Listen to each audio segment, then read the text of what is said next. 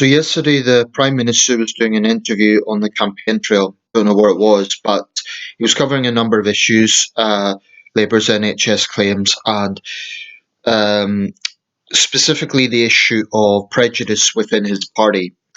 And the correspondent asked him specifically about Islamophobia within Tory ranks.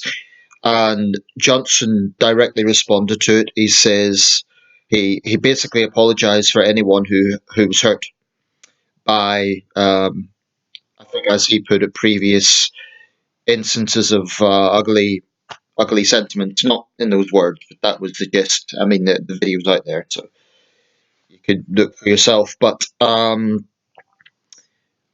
think that this is a bit of political football. You know, it's obviously a way that he wants to. I think it's partly to deflect Labour criticism of hypocrisy, i.e., you're attacking us for anti-Semitism, but what are you doing about this problem in your party or this perceived problem in your party? Point one. Point two, to say, oh, look, I'm acting on it, Corbyn isn't. Corbyn, of course, had that infamous interview with Andrew Neil where he refused to directly apologise for the anti-Semitism issue, but said that he would fight to his death against racism. Right, there's a few talking points around this, so bear with me. Firstly, Islamophobia, anti-Semitism are the two forms of bigotry that are being highlighted here. Anti-Semitism has centuries and centuries of history. I'm not going to get into a long history lesson, but we know about that. We know about the pogroms in medieval Europe, in Tsarist Russia, and of course the Holocaust. The Jewish people have been persecuted uh, basically forever. That goes without saying. And I would say an exceptional level of persecution. Of course, Christians and Muslims have been persecuted as well, but the difference is they are major world religions with, well over a billion adherents each. The Jewish people are, there's far fewer Jews in the world, and that in itself is telling, I think. Um, so anti-Semitism is well established and well understood to be hatred and prejudice against the Jewish people. Yes, if we want to get formal, the word Semitic just means people from the Levant, so technically being anti-Arab would be anti-Semitic as well, but it is widely understood to be anti-Jewish sentiment. And I think it's particularly resonant when we start hearing conspiracy theories about the Jews are behind the banking system, the Jews have secret control of the world, and so on. So yeah, it's you may get Jewish people represented in the banking industry and in positions of power, but there's also many ordinary Jews who have no significant position of power. So I think that's a very dangerous rabbit hole that anti-Semites go down. Um, and when they start coming out with disgusting conspiracy theories like no Jew died on 9/11, which is factually wrong. I've looked at the victim list. Jewish people did die on 9/11. So, they just peddle these blatant lies, which are dangerous, very dangerous. So anyway, anti-Semitism is well understood. Now, Islamophobia is a relatively recent terminology. I'd say probably about 10 years old, 10, 15 years old. I have a big problem with it, and this is why, as a concept, that is. I think the word is deeply problematic. It insinuates an irrational fear of Islam. Well, there is nothing irrational about fear around and concern about Islamic extremism. So that it's just a misnomer. There's no irrational phobia about, for example, seeing Islamist attacks in Nice and Manchester and Orlando and a host of other places, and I'm just talking about the West. That isn't even including the vast catalogue of atrocities in Nigeria and Iraq and Syria. The list goes on and on and on. Pan-Islamism is a grave threat to the world. It's an extreme ideology that is not compatible with democracy or human rights. So to say that there's an irrational fear of that is utterly absurd. I prefer to use the term anti-Muslim bigotry because there are examples of it. I have seen examples of individual Muslims getting abuse or being targets of hate crime. I mean, an example of this was the elderly Muslim gentleman in Birmingham who was murdered by a far right thug from Ukraine, actually the same year as the Rigby case, and I would say that it got too little coverage. Whilst it's right that the Lee Rigby case got coverage, that was kind of ignored, and it happened the same year. And in my view, it was just as brutal. The murder of a defenseless old man. It was that should have got a lot more attention. Um, Not that it should be a competition, and actually, the majority of terrorist attacks in Europe in recent years involving deaths. I'm not necessarily talking about attacks on their own right, but involving deaths. Something like 91% have been Islamist, the rest being far right or other extreme factions. Um, I mean, the worst far right atrocity in Europe in recent years was the Norway attack, and that was awful. But you know, there's multiple Norways when we come to Islamist attacks. But anyway, that's I digress. So, um, why why am I drawing this parallel between the perception of Islamophobia and the perception, or the fact, actually, of anti-Semitism within Labour? Sajid Javid has pushed this. He said there should be, I believe, he mentioned Royal Commission into, or at least an investigation into the Islamophobia within Tory ranks. The Prime Minister used the term, and of course, the Prime Minister's got a lot of heat. I did not like that question time event from Sheffield. I thought it had a heavy left wing bias. Um, Boris Johnson has come out with some nonsense over the years, and he's made barefaced lies. But the letterbox thing was massively blown out of proportion. Fact one: the majority of British Muslim women don't wear the full burqa. So to say it's an attack on Muslim women is misleading. Secondly, Johnson was actually arguing against a ban on the burqa. That's the ironic thing. He was arguing against it. And yes, his language may have been a bit flippant, but the fact the left get so up in arms about that, but they don't seem to show the same outrage, or at least the regressive left, I should say, don't show the same outrage about women in Iran who face imprisonment, beating, or who knows what else if they dare to remove their headgear, and many brave young women have. So I hate the double standards that the regressive left show on this. It's Vox outrage about, oh, how awful that you ask Muslim women to remove this. And you see these pathetic parallels, like, especially from Islamists, they try to say, or Islamist apologists, they try to say, oh, it's wrong to tell Muslim women to wear the hijab, but what about European countries telling them they'll be fined if they do wear it? Well, the analogy is pathetic. The only European country that I know of, the only Western country that imposes a fine is France, and that's just a fine. They're not going to go to prison. They're not going to be. There's just no rational comparison between the situation of Muslim women in the West and the situation of both Muslim women and non-Muslim women in Islamic countries. There's no comparison, and I really, really would like to see this much more robustly challenged. So this matters because people always go to Johnson's comment on that, and I think it's been massively taken out of proportion. And shamefully, the media continue to peddle it, and they just say, "Oh, the Prime Minister's Islamophobia." They just casually come out with it like it's a fact.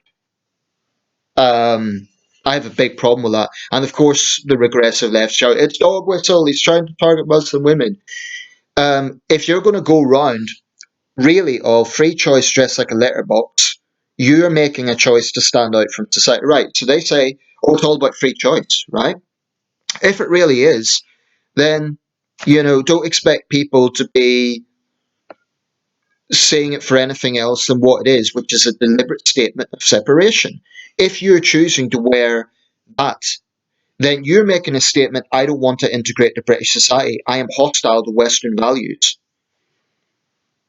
From what I've seen, burqa-clad women and niqab-clad women in the West tend to be a bit arrogant, and they tend to, talk a lot about their right to wear it, but they have no respect for Western values. And I've noticed that they and their Islamist apologists don't Well, yeah, they're Islamist women. Where's their talking about the rights of women not to wear it? Where's that in the Women's March anyway? I'm going off on a tangent, but it bugs me because if this is about women's rights, then why is the whole focus on the right of conservative Muslim women and not the right of those who don't want to wear it? The regressive left never talk about that because it doesn't fit their narrative. It would mean criticising Islamists, but it's a lot easier to criticise, oh, the white dog whistling prime minister. I think that's a big problem. Anyway, where there are examples of anti-Muslim bigotry, that's the term I use. I refuse to say Islamophobia for the reasons I've stated. Where there are examples of anti-Muslim bigotry, I agree it should be taken seriously. Nobody should be made to feel welcome in a major political party that has formed government. There are millions of British Muslims, and they shouldn't be made to feel closed out of that.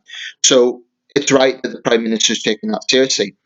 Now, on the anti-Semitism issue, but I shouldn't use the term Islamophobia. I think that's just virtue signalling from Johnson. Frankly, he shouldn't be using that term.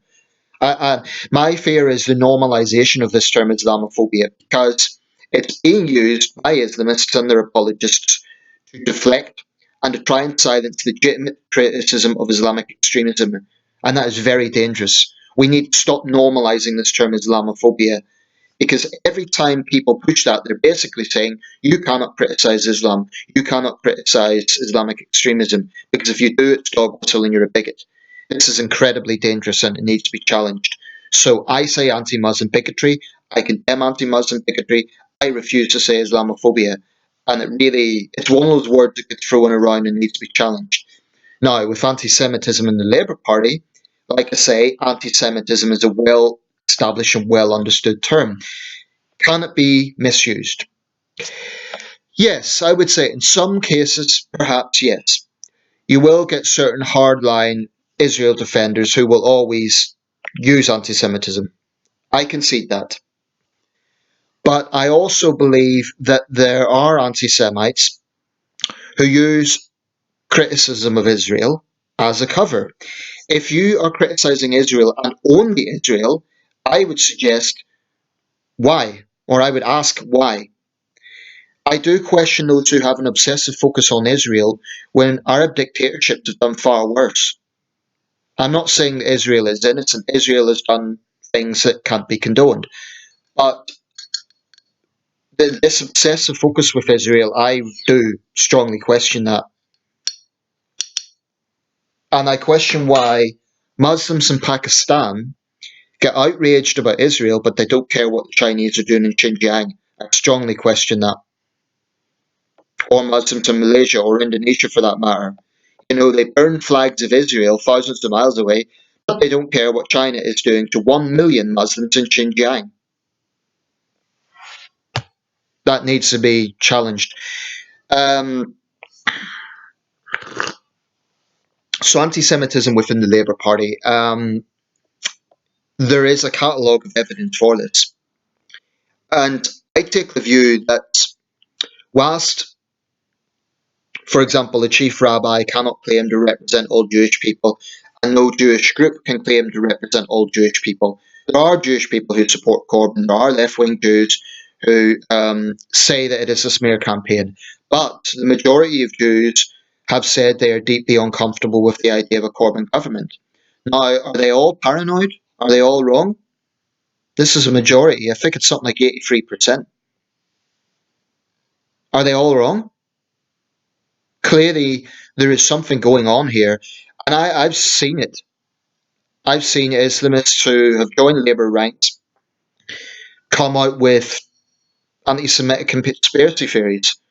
And Corbyn can say all he wants that, he stood against it. Here's my take. I do not believe that Jeremy Corbyn personally hates Jewish people. I haven't seen any evidence of that on a personal point of view. But the problem lies in the fact that Corbyn has courted anti Semites. This is a man who has stood on stage with blatant Islamists. That is a problem, and Corbyn has failed to understand why that's a problem. He just makes these generic condemnations. I'm against all racism and against all violence. I don't think he really understands why there's such a depth of feeling on this. And I think there's something in it. There is a litany of evidence for this. Now, I do think whenever anyone's accused of anti Semitism or anti Muslim bigotry, evidence needs to be produced. But there is a litany of evidence with the anti Semitism situation in Labour, and that's become toxic. Now, of course, the Tories are going to play football with it. Of course, they're going to exploit that. That's cynical. Maybe it's wrong, but it doesn't mean there isn't a problem. And yeah, the Tories need to look in their own backyard as well. I have no doubt in Tory ranks, there'll be Tory councillors who have some pretty racist views. And this was a party, after all, that a young Benjamin Disraeli, he was given an awful treatment. Apparently, members would put bacon on the end of a stick and tease him with it. This is one of the reasons he converted to Anglicanism. But that was a long time ago. I do think in Tory ranks you will find racism, and it needs to be really rejected from society. That just goes without saying. But we need to be very careful with terminology. So what I say is the difference between anti-Semitism and Islamophobia is a relatively new term that's deeply problematic. Anti-Semitism is a well understood term with a very, very long history.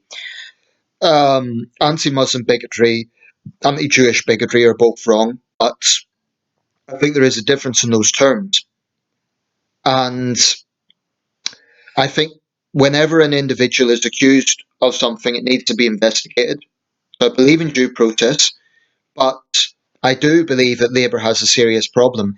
Do I think that the Tories have a problem with anti-Muslim bigotry? I don't know. If evidence is produced, then there would be no reason to question it. But um, don't forget that Johnson elevated Sajid Javid, a British Muslim, okay, a secular British Muslim, but a British Muslim, to the second most powerful position in the land. So take from that what you will.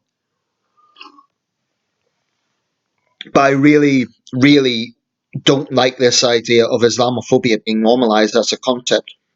I believe it is used to stifle legitimate debate. And yeah, when someone criticises Israel, it doesn't mean that they're anti Semite, and that has to be understood. But I do think that more often than not, those who are obsessed by Israel probably do have anti Semitic um, ideology behind that. And I think they're using it as a cover.